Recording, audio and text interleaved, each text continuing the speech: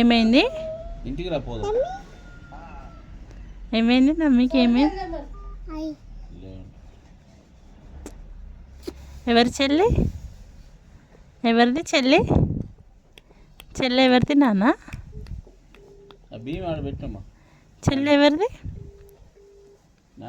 ఇప్పుడు చెల్లి ఎవరిది నాన్న? సొరకాయలు ఉన్నాయా? పట్టుకోరా. అమ్మమ్మమ్మమ్మో, చెల్లికి ఇసి పెట్టేసినావా? లే గుడియా గుడియా అని తెలుసు నీకు? ఈ పేరు తెలుసా? తెలుసు, పిలిస్తే పలుకుతుంది.